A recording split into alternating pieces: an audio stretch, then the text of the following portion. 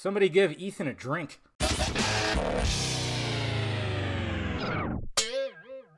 What's happening, film friends? Dave the Film Junkie here. All right, I thought I'd chime in on this because it was making the rounds yesterday, and I'm seeing it on websites now. Of course, you know, some interesting headlines, clickbaity type headlines all the time, of course.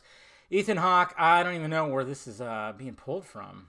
But the Film Stage, Twitter handle The Film Stage, basically ripped out this quote right here when he's talking about superhero movies, CBMs, whatever you want to call it. So this is what he had to say about the superhero genre, essentially. Now we have the problem that they tell us Logan is a great movie. Well, it's a great superhero movie.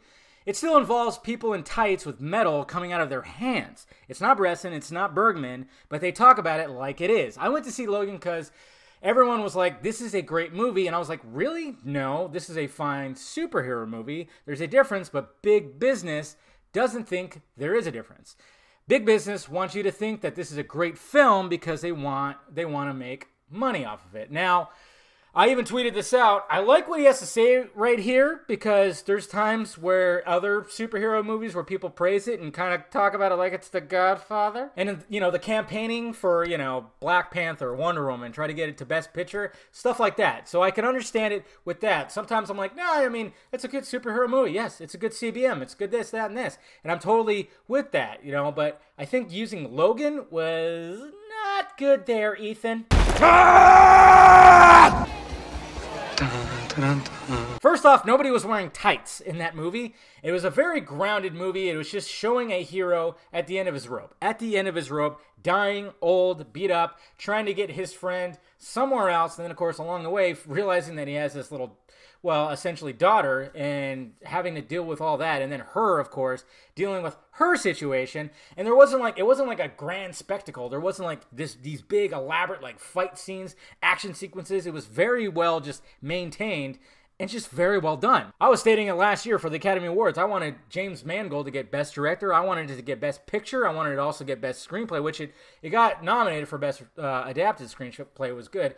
I wanted Hugh Jackman to get a Best Actor nom. I wanted Stewart to get Supporting Actor, and I wanted Daphne to get a Supporting Actress nom because they all did very well. That's why I think that was it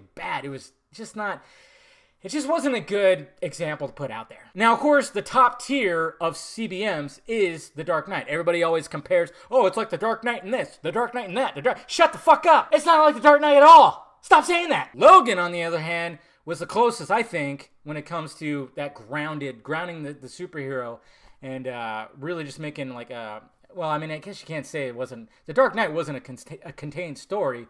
I mean, but what Nolan did with that, I mean, who's gonna top it? But like I said, there are people that just say that, oh, you know, Black Panther is a masterpiece and it deserves to be this. You know, they'll say that about a lot of the MCU movies, for sure. You know, and then, of course, you know, you got the other side.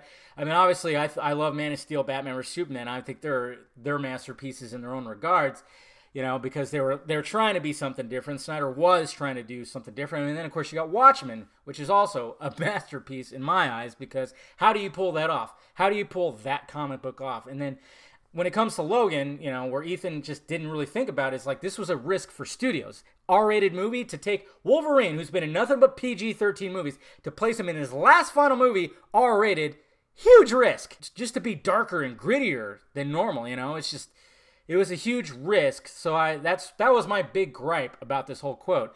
You know, if you're reading headlines out there that say like, oh, he thought it was like a shit sandwich or blah, blah, blah, you know, no.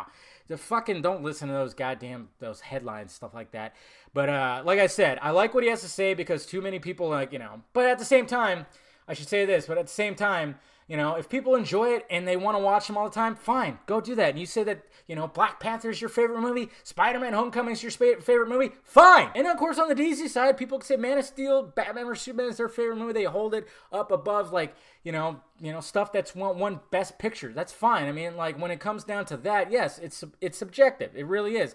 But it's just, some people just go a little too crazy with it. And then, of course, the studios, you know, trying to campaign for these movies to get Best Picture noms when it's like,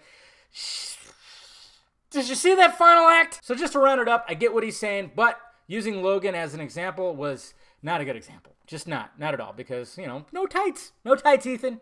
You should have used something else. Should have used Black Panther. Let me know your thoughts about it down below, guys. What do you think about what he said? Hit that like, thumbs up button if you'd be so kind. Subscribe to my channel. Follow me on all, the Twitters and the Facebooks and all that stuff. Visit filmjunkie.com and visit the Film Junkie Closet for shirts and stickers. All right, guys?